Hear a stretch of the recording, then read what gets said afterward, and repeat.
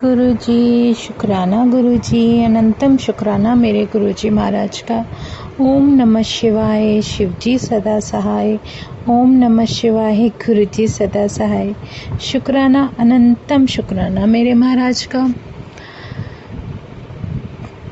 हमारे महाशिव, हमारे पूर्ण गुरु जब कोई ब्लेसिंग देते हैं ना, तो उसको समझना बहुत मुश्किल है, नहीं समझ में आता। बहुत समय बाद जाके हमारे दिमाग में कुछ हरकत होती है कि हाँ गुरुजी ने ये बोला था तो इसका मतलब ये है, क्योंकि वो ब्लेसिंग ही समझ में नहीं आती।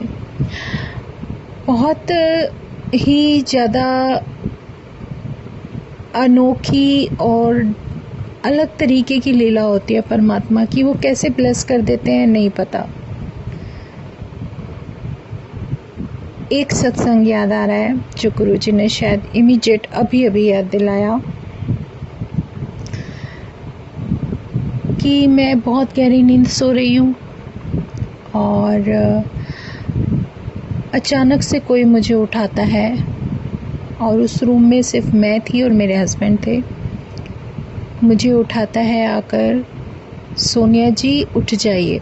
मतलब अमेजिंग कि मुझे जी लगाकर बोल रहे थे और गुड मॉर्निंग सोनिया जी, गुड मॉर्निंग, उठ जाइए। ऐसे वर्ड मुझे 3 बार कानों में पड़े और मुझे ऐसा लगा जैसे किसी ने कहते हैं ना, जब किसी को उठाते हैं तो उसको हाथ से थोड़ा बहुत उठाने की कोशिश करते हैं, जगाने की कोशिश करते हैं। सेम वो फीलिंग थी। तो मैं उठी हूँ, आंखें मलती हुई बैठ गई। मैंने कहा लग रहा है आज मैं लेट हो गई और आज तो मैंने कुछ भी नहीं किया। और आंखें देखा तो कोई भी नहीं और पास में मेरे हस्बैंड सोए हुए। मैं हैरान, मैंने कहा ये क्या हुआ, मुझे किसने उठाया फिर। और मैंने घड़ी में टाइम देखा सामने, तो उस समय 2:30 बज रहे थे। तो हैरानी की बात थी, नहीं समझ में आया। मेरा नाम भी पुकारा, मुझे अच्छी तरह से याद है। मुझे हिलाकर उठाया गया है प्रॉपर, जैसे कोई किसी को उठाता है, और लेकिन मुझे वहाँ दिख कोई भी नहीं रहा और हस्बैंड अपना आराम से सोए हुए हैं। तो मैंने कहा यार मुझे उठाया किसने, रूम में कोई है नहीं, समझ में नहीं आया। पर जो वॉइस थी वो काफ़ी सिमिलर थी, समझ गई थी आवाज़। और मुझे उठाने का मतलब, मुझे नाम लेकर रात को 2:30 बजे गुड मॉर्निंग कहने का मतलब, वो ब्लेसिंग कुछ अलग ही थी महाराज की। क्योंकि वो जो ब्लेस करते हैं ना, वो समझ बहुत देर बाद आता है कि उन्होंने मुझे इसलिए उठाया और मेरा नाम इसलिए लिया कि उन्होंने वो नाम ब्लेस कर दिया। दूसरा, जिस समय मुझे उठाया उन्होंने मुझे कुछ समझाने की कोशिश की कि ये गुड मॉर्निंग जो नई सुबह है वो तुझे ब्लेस कर दी है। बहुत सारे मीनिंग निकल गए थे उस एक वाक्य में और मैं हैरान परेशान आई उठ के और गुरुजी को शुक्राना किया। क्योंकि जो गुरुजी महाराज है ना, वो हर जगह है। वो जो मुझे अवभाव दे रहे हैं ना, वो ये दे रहे हैं कि तू कहाँ मुझे स्वरूपों में ढूंढती फिरती है। मैं ते कण कण में, हर मन में, हर जगह विराजमान हूँ, कहाँ ढूंढेगी मुझे। और सच में जब हम उसका सिमरन करते हैं और उसको याद करते हैं तो आंखें बंद करो तो मुझे उसके दर्शन हो जाएं, तो इससे बेहतरीन कोई बात हो ही नहीं सकती, कोई ब्लेसिंग नहीं हो सकती। क्योंकि वो महाराज जो हमें बख्श देता है वो एक अलग ही तरह का एक ऐसा आशीर्वाद होता है जिसे हम अपने जीवन में अगर समझने लग जाएं और उनकी ब्लेसिंग समझने लग जाएं तो बहुत ही ज़्यादा बेहतरीन होती है। आपका घर लोगों से बनता है, चीज़ों से नहीं बनता। आपका घर स्वर्ग बन सकता है, लेकिन अगर आप लाइफ ही छोड़ देते हो तो उसके बाद आपको क्या पता आप कहाँ जाने वाले हो। आपका स्वर्ग मिलेगा, नरक मिलेगा, ये तो सारी चीज़ें ही अलग है। तो अपने अंदर एक वो लाने की कोशिश करनी चाहिए कि जो हमें जो हमारे पास है हम उसमें खुश रहने की कोशिश करें। जो भी परिस्थिति है, जैसी भी है, परमात्मा ने बख्शी है तो उसमें ज़रूर कोई मोटिव या मतलब होता है। बिना किसी कारण के कुछ भी नहीं होता, कोई बात कभी भी नहीं होती। क्योंकि एक मुझे देखो गाने की लाइनें याद आ रही हैं, किसी चीज़ से मिलने का कोई ना कोई कारण होता है। आपने वो गाना सुना होगा, वो सुनोगे तो उसमें भाव बहुत सारे आ जाते हैं। ये भी गुरुजी ने ही बताया था। दिल से दिल मिलने का कोई कारण होगा, बिना कारण कोई बात नहीं होती। अगर हम संगत भी किसी एक दूसरे से मिलते हैं ना, तो हमारा कोई ना कोई गिव एंड टेक का ज़रूर कोई ना कोई कनेक्शन होता है, नहीं तो बिना उसके हम लोग कभी मिल ही नहीं सकते। हमें भगवान ज़रिया बनाता है एक दूसरे के बेहतरीन भविष्य के लिए, तो ये उस परमात्मा की रज़ा है कि वो हमें कुछ दे रहा है और हम किसी को देने लायक बन रहे हैं। तो इसलिए अपने अंदर ऐसा कुछ घमंड लाना ही नहीं है कि हमने ये किया, हमने वो किया। कराने वाला तो वो परमात्मा है। पल भर में मन के भाव बदल देते हैं, पल भर में क्या से क्या कर देते हैं, इसको कभी हम समझ ही नहीं सकते। और इतने सारे अमेजिंग जो सत्संग गुरुजी हमें जीवन में बख्श देते हैं, वो एक अलग ही आयाम बनता जाता है। लेकिन एक कहते हैं ना, सिमरन नहीं छोड़ना। सिमरन है, हमारा परमात्मा इतना प्यारा है कि हमारे याद करते ही वो हमारी आंखों के सामने होते हैं। इससे प्यारा इस कलयुग में कोई भी शक्ति हो ही नहीं सकती, जो तुम्हें तुम्हारे कल्याण के लिए बुला बुला के तुम्हारा नंबर लेकर आ रही है और तुम्हें ब्लेस कर रही है। ब्लेस करने का मतलब सिर्फ मैं नहीं हूँ। हम लोग बड़े मंदिर में सोच कर जाते हैं कि गुरुजी आपके सामने हम ये बोलेंगे वो बोलेंगे, लेकिन वहाँ जाके बिल्कुल शून्य हो जाते हैं, कुछ नहीं बोलते, चुपचाप सर झुका के बैठ जाते हैं। वहाँ का ऑरा ही ऐसा है। वहाँ पे इतने प्यारे शब्द चल रहे होते हैं, सब भूल जाते हैं, सिर्फ ध्यान इसमें रहता है, आंख बंद करके बैठे रहो बस। और इससे बेहतरीन कुछ है ही नहीं। और ज़रूरी नहीं कि हम लोग जो भी कुछ करते हैं, आप ये सोचो हमें बड़े मंदिर जाना है, तो वो रास्ता भी परमात्मा खुद बनाएगा।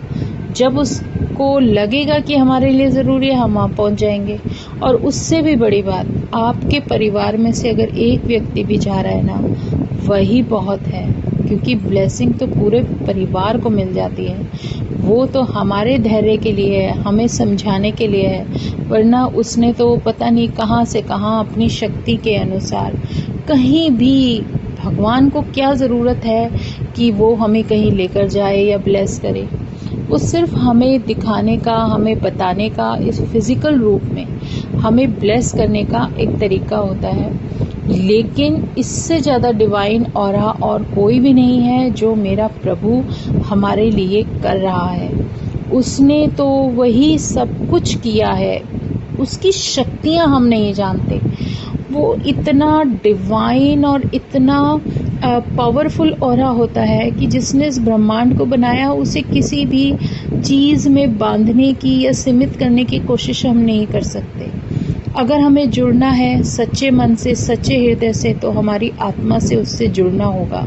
और वो जो जुड़ाव है वो सिर्फ हमारे सिमरन और हमारे नाम जप करने से ही हम अपनी सॉल से, अपने परमात्मा से कनेक्ट हो सकते हैं। यही बस वो बता रहे हैं, समझा रहे हैं। और उसी तरीके से हमें वो सब कुछ धीरे धीरे अपने आप को सुधारते हुए, उसका नाम जप करते हुए आगे चलना है, जो कि जितना शुक्राना करो उतना कम है। क्या कर सकते हैं हम? कुछ भी नहीं। अगर वो चाहे तो सब कुछ कर सकता है।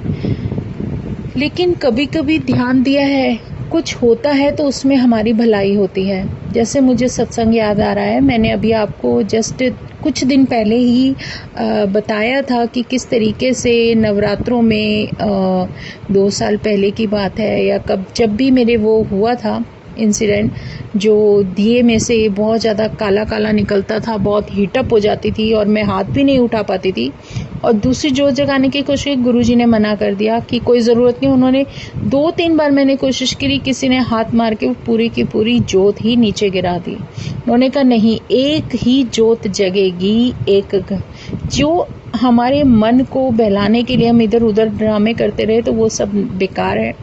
वो कहते तुम सिर्फ एक ही करो, जो एक जगा रहे हो दिया, एक वो बहुत है, सफिशिएंट है। ज़रूरी नहीं है हम आरती लेकर हाथ में पूरा सर्कल करेंगे तभी आरती मानी जाएगी। अगर हम हाथ जोड़कर खड़े हैं और उसका नाम ले रहे हैं तो वो भी हमारे लिए वही बहुत होता है। तो ये भी सब कुछ गुरु ने ही सिखाया है। और उस समय जो हीटअप हो जाती थी ना, तो जो चुनरी मैं लेकर सर पे और आरती करती थी, जो भी करती थी, उस प्रक्रिया में उन दिनों में मेरी 2 चुनरियाँ, जो मेरी 2 दुपट्टे थे दोनों कलर के, वो दोनों जल गए थे, आधे आधे जल गए। तो ये भी कोई ब्लेसिंग ही थी, जो गुरु ने कोई कष्ट उस पर काट दिया, क्योंकि उनकी जो ब्लेसिंग होती है वो बहुत अलग और अनोखी होती है। ये मैं इसलिए कह रही हूँ कि हम नहीं समझ पाते हमारे ऊपर क्या कष्ट है, लेकिन परमात्मा सब कुछ जानता है, सब कुछ देखता है। और वो जो 2 चुनरियाँ जली थी, कोई बात नहीं, जल गई। फिर एक मतलब होता है ना मन में कि ये हो गया। तो यही चीज़ें गुरु सिखाते हैं कि तू अपने अंदर के वहम ही ख़त्म कर दे। जो कष्ट था वो तेरा मैंने काट देता, अब कुछ नहीं, अब अलग से सोचो, अलग नया लेकर चलो। तो कुछ भी होता है अपने आप को उससे जोड़ना नहीं है, उसमें खोना नहीं है, आगे बढ़ते जाओ, क्योंकि हर पल हर कदम पर जो भी कष्ट कटता है वो हमारी भलाई के लिए होता है। जैसे कई बार क्या होता है, हमारे सामने कुछ ऐसा घटित हो जाता है कि हम लोग जो पुराने समय से बातें सुनती चले आ रहे हैं, तो हमें लगेगा अरे ये हो गया, ये तो बहुत गलत हुआ, ये तो बहुत गलत हुआ। मतलब ऐसी जो धारणाएं हमारे अंदर बनती रहती है ना, वो गुरु कहता है उस सोच को बदल दो, क्योंकि जो कुछ भी होता है भलाई के लिए होता है। अगर कोई चीज़ उसमें कट जाती है तो उसको भूल जाओ। और ये बहुत बड़ी बात है, क्योंकि आपके जीवन में कभी कुछ होता है ना, तो वो आपके लिए बेहतरीन करने के लिए होता है। मैं अगर बचपन से सिर्फ शिवालय गई और अपने भगवान को याद किया या कुछ, ये उसकी मर्जी थी। मैं कभी मेरे घर से इवन जहाँ मैं दादी माँ के साथ रहती थी, मेरी दादी माँ हर महीने हरिद्वार जाती थी, हर बार मुझे फोर्स करती थी, लेकिन मैं कभी नहीं गई। मन नहीं करता था। जब तक भाव ना हो आप वहाँ जाकर कोई फ़ायदा नहीं है जाने का। तो पता नहीं क्यों मैं वहाँ नहीं जाती थी, क्या डर था मुझे खुद भी नहीं पता। मुझे अगर हरिद्वार लेकर गए तो मेरे गुरुजी ले गए। अगर गुरुजी का सत्संग हरिद्वार में नहीं होता तो मैं वहाँ किसी कीमत पर भी नहीं जा सकती थी। वो मुझे लेकर गए और मुझे वहाँ पर भी हरिद्वार जाकर भी कितने लोगों की सत्संग मेरे साथ शेयर करवाए। ये भी मेरी किस्मत थी, नसीब था, जो गुरु ने ही मुझे वो बख्शा, क्योंकि उस बख्शनहार के सामने सब कुछ शून्य है, कोई कुछ नहीं कर सकता। जहाँ उसकी रहमत होती है, उसकी कृपा होती है, वहाँ आप कुछ भी सोचने समझने लायक नहीं हो। और सच में अगर मैं वहाँ नहीं जाती तो शायद मैं वो सत्संग गंवा देती, जो सत्संग मेरे जीवन का बहुत प्यारा एक ऐसा अनुभव था जो मेरे लिए बहुत ज़रूरी था। मतलब गुरु ने जहाँ वो लेकर जाते हैं ना, उन्हें पता है कि हमारे लिए क्या ज़रूरी है, वो हमें वहाँ ले जाते हैं। मेरी हिम्मत कभी भी हरिद्वार जाने की नहीं थी, लेकिन गुरु लेकर गए अपने साथ। सत्संग नहीं होता तो शायद मैं नहीं जाती, और सत्संग था और वो ले गए, और इसी बहाने मैं हरिद्वार नहाकर वहाँ सत्संग किया। वो एक अलग ही बहुत प्यारी ब्लेसिंग थी जो गुरु महाराज ने दी। और वहाँ पर शिव के दर्शन, माँ गंगा के दर्शन, उस गंगा मैया का जो भी वहाँ पर दर्शन मिला, बहुत ही प्यारा था। पहला अनुभव था, पहली बार गई थी तो बहुत अच्छा लगा। और वहाँ जाना और आना ये मेरे हाथ में नहीं था, ये महाराज की मर्जी थी, इसलिए गई। डुगरी गई, वहाँ पर दर्शन किए, अपनी संगत के साथ लेकर गए, ये गुरु की मर्जी थी, मेरी नहीं थी। जब उनकी मर्जी होती है, जहाँ उन्हें लगता है हमारे लिए ज़रूरी है, वो वहाँ लेकर जाते हैं। चाहे वो सत्संग कहीं भी हो, चाहे वो कोई भी जगह हो, कोई भी स्थान हो, उन्हें पता है मेरे लिए ये जगह ज़रूरी है, यहाँ का लंगर प्रसाद मैं खाती हूँ तो मेरे लिए कल्याणकारी है। तो ये उस महाराज की मर्जी है। तो इसीलिए जो हम अपनी सॉल से, जो हम अपने परमात्मा को कनेक्ट कर पाते हैं, वो जो धीरे धीरे हमारे अंदर एक, कहते हैं ना, अपने नाम की जो रोशनी दे रहे हैं, वो अलग ही होती है। उसको हम शब्दों में बयान नहीं कर सकते, और ना ही किसी को ये कह सकते हैं कि हमारे जीवन में हमें ये सब मिल गया। नहीं कह सकते, क्योंकि देने वाला जो भी दे रहा है, पता नहीं किस मकसद से, किस कारण से दे रहा है। उसने अगर हमें जीवन बख्शा है, लाइफ दी है, तो उस लाइफ को देने का मकसद सिर्फ मुझ तक सीमित नहीं है। मुझसे जुड़े पता नहीं कितने काम है जो उस गुरु को कराने हैं। तो ये जो जिम्मेदारियां करानी है, वो चाहते हैं कि मैं ये जिम्मेदारी करूं, तो मुझे ये जीवन मिला है। तो शुक्राना है मेरे गुरु जी का, अनंतम शुक्राना। जो भी वो दे रहे हैं, बख्श रहे हैं, बख्शनहार, बस बख्शते रहना महाराज, बख्शते रहना। तो जय गुरु जी। आज मन में यही भाव आ रहे थे। शुक्राना मेरे गुरु जी महाराज का, अनंतम शुक्राना, क्योंकि जितने शुक्राने हम लोग करते हैं, शायद वो कुछ भी नहीं है जो हमें करना चाहिए। बस अपना आशीर्वाद और ब्लेसिंग्स ऐसे ही देते रहो। जय गुरु जी, जय गुरु जी, जय गुरु जी। ओम नमः शिवाय, शिव जी सदा सहाय। ओम नमः शिवाय, गुरु जी सदा सहाय। शुक्राना, अनंतम शुक्राना।